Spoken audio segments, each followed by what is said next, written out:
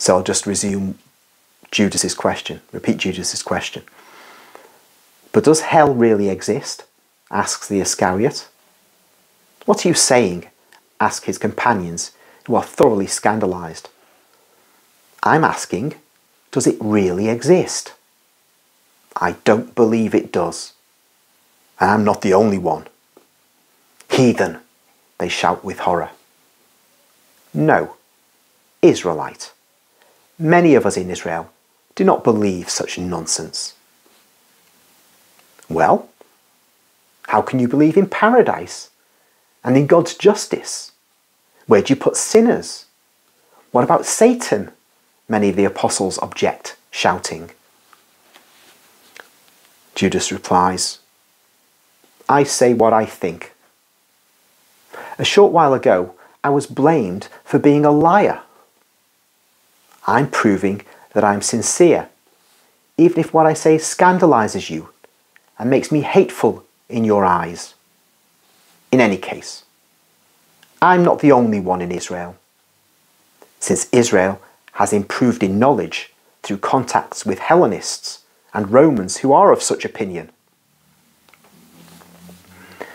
And Judas there, just to break off for a moment, is of course correct in his reference to Hellenists and Romans. Of course, Romans are the conquerors. They were invited in foolishly in 63 BC and never went. And the Hellenists, the Greeks, went in and conquered the territory. And we have in the books of Maccabees, the two books of Maccabees, which are in the Catholic Bible, and as they should be in every Bible, they tell us what happened and how the Greeks were neutralized and expelled from the national territory of Israel under Judas Maccabeus and his successors. And that's how the Hasmonean dynasty came into existence.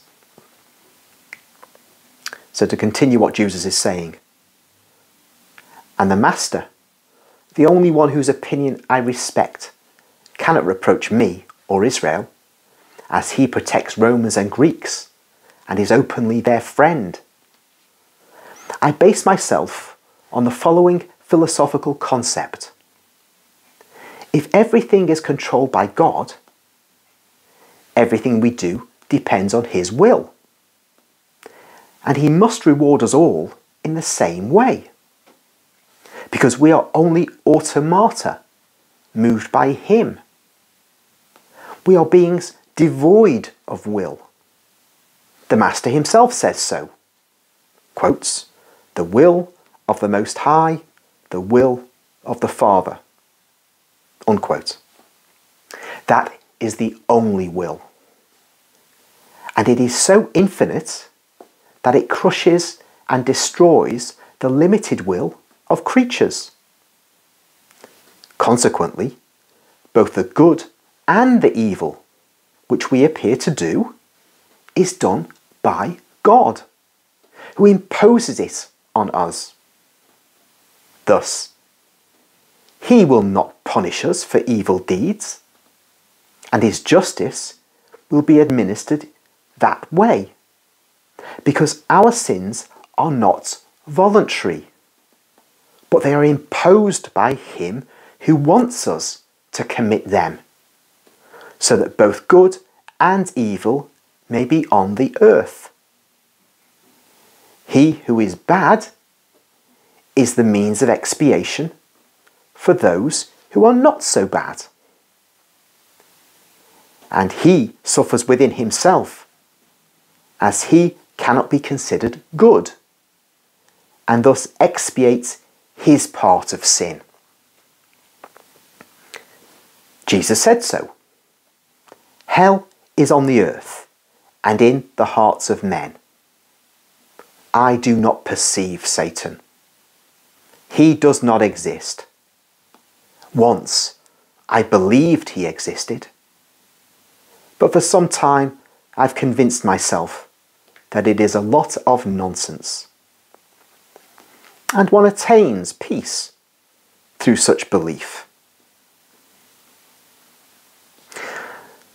So, just to pause again, what we've got here is what we might call a primitive Calvinism. Calvinism holds that you are in the womb destined for hell or destined for heaven. Lucky you.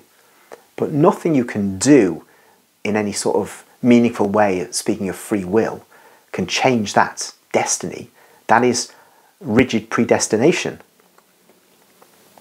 And honest Calvinism is quite clear about that. And Judas is not saying anything really different from that. And in fact, it's the Islamic position, though you talk to an ordinary Muslim, they don't know that, or they will hide that fact. But the battle between those who believed in free will, I think the Mutazilites in the Middle Ages, and those who believed in hard determinism, and the battle was lost by the free will believers.